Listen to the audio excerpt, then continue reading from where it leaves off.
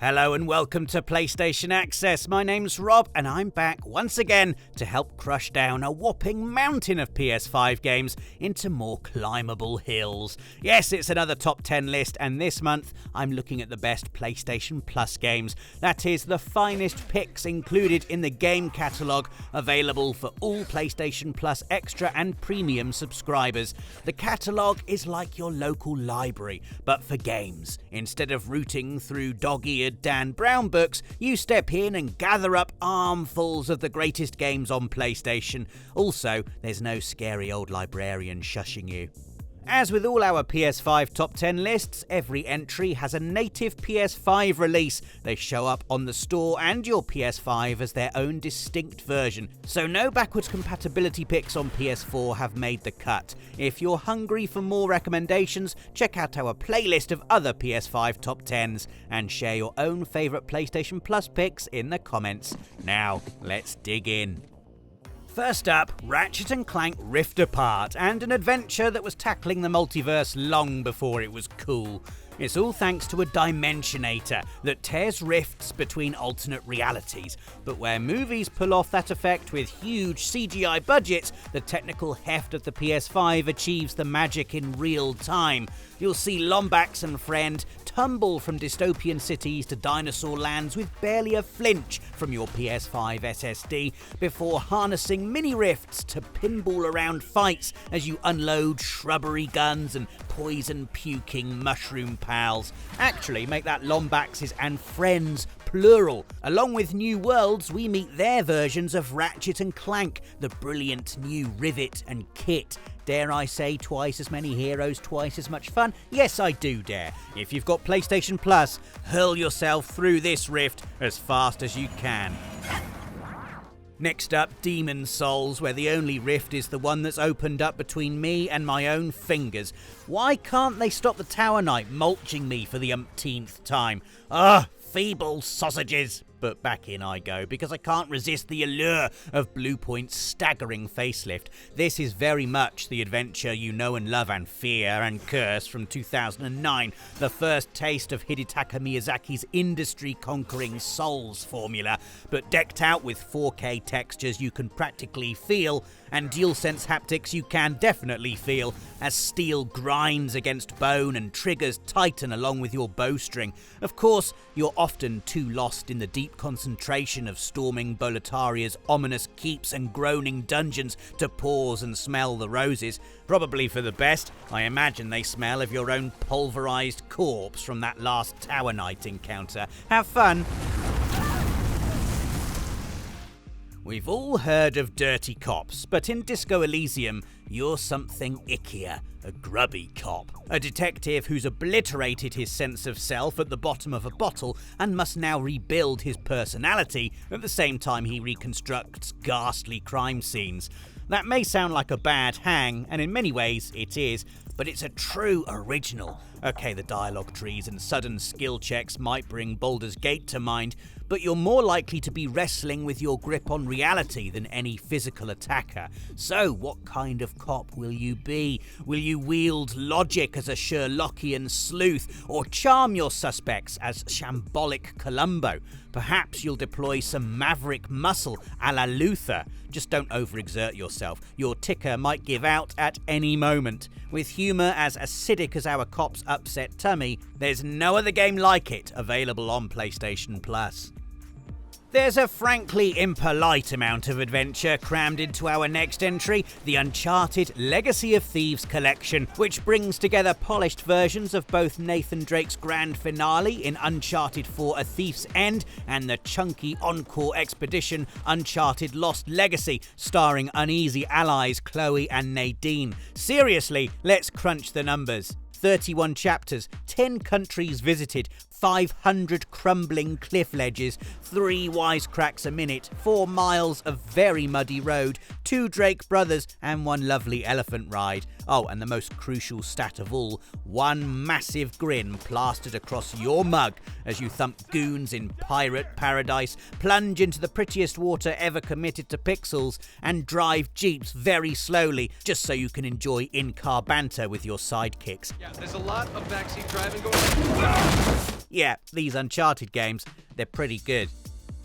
It makes sense that Doom Eternal's available on the PlayStation Plus Extra tier, as few shooters get more extra than this. You're a 7-foot-tall murder machine wielding a meat hook on a chain to literally yank yourself from the depths of hell to the heavenly realms, vaporizing any demon or angel dumb enough to stand in your way. It's a shooter with an unmatched forward pull. Enemies aren't just obstacles, but the fuel to continue your kill spree, stuffed with health, armor and ammo like giant flesh piñatas.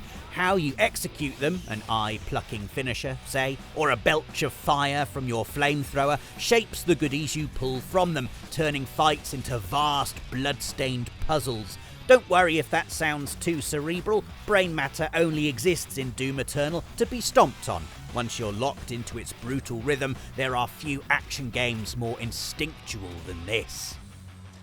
It sometimes feels like we're stuck on an endless loop telling you that Returnal is good, which is apt given the temporal trickery of this sci-fi roguelike. You crash on an alien world, take a few tentative steps from your escape pod, and likely get munched by the first alien beastie you meet. Just like that, you're back in the pod and ready to relive it all over again. It's Groundhog Day, in other words, if that film was about Bill Murray emptying sentient assault rifles into flesh monstrosities, which I don't think it was. Note to self, check DVD deleted scenes. Anyway, Returnal is a classic example of if at first you don't succeed, die, and die again. But amongst those deaths, you'll gradually learn the alien economies fueling your upgrades, chip away at shortcuts across multiple biomes, and develop the muscle memory to dance through any assault.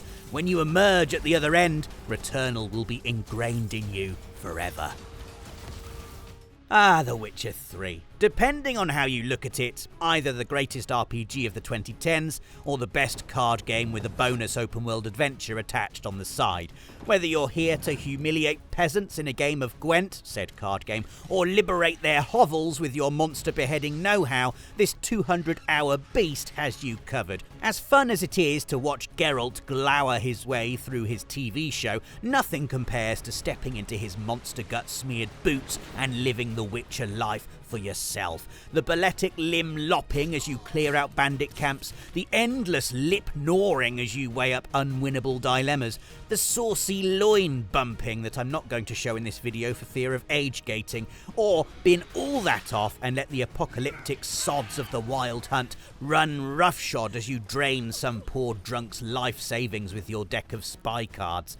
I think I might have a Gwent problem. You can develop one too by downloading The Witcher 3 Wild Hunt, available on PlayStation Plus today. If I can tell you just one thing about Control, it's that it's the only game on this list where you fight an evil fridge. Incredibly, come your standoff with this cool customer, you won't even raise an eyebrow, given the all-round oddness of Remedy's action-adventure. Turning up for your first day at the Federal Bureau of Control, you skip the company induction and get straight to the juicy stuff as ominous forces possess your workmates. Before you can ask, where are the toilets, you're taking phone calls from the abyss, chucking photocopiers with the power of your mind, and levitating around gloriously brutalist architecture.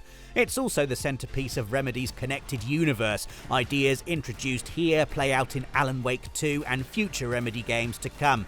Lots to chew on, in other words. Well, if the fridge doesn't chew on you first. Next up, Sucker Punch swap raccoons for Ronin in Ghost of Tsushima and deliver a deeply soulful open-world game in the process. It's a revenge tale that's as comfortable soaking its aching butt cheeks in a hot spring or composing artful haiku on a lakeshore as it is sneaking into enemy camps and perforating the arteries of Tsushima's Mongol invaders. What other action game is artful enough to harness the wind itself as an ally? One swipe of the touchpad and the pampas grass rustles in the direction of travel, serenely guiding you to your next bloody showdown. And when those fights do arrive, they aren't a din of button mashing. You stoically stand, hand over hilt, waiting for a strum of a koto to allow your chain of perfect cuts. And with Ghost of Yotei coming to PS5 in 2025, it's a great time to drink it all in. Or, as we'd say in haiku form, a single download brings beauty and the bloodshed. Also, this fox. Aww. Serenity's in short supply in our final pick, the iconically bleak The Last of Us Part 1. Okay, so the gradual thawing between Ellie and her adult protector Joel injects moments of levity, but this is otherwise an uncompromising journey across a wrecked nation. It's still amazing to us that Naughty Dog went from the light touch of Uncharted to this world of creaking mushroom men and humans driven to monstrous ends by said mushroom men.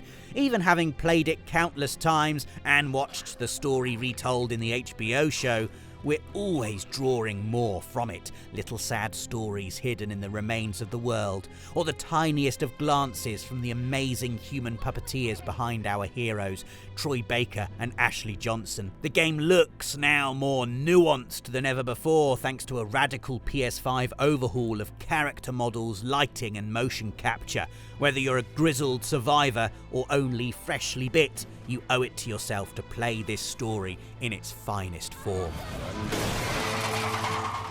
Of course, the magic of the PlayStation Plus Game Catalogue is that once you're done with these 10, there are hundreds more to discover and a fresh batch inducted into the collection on a monthly basis. I could probably conjure up a whole new PlayStation Plus top 10 every month if I was to undertake such a thing. What games would you add to the list? Let us know in the comments, and make sure you're subscribed to PlayStation Access so when those PlayStation Plus updates do land, you're the first to know. Thanks for watching, and see you again soon.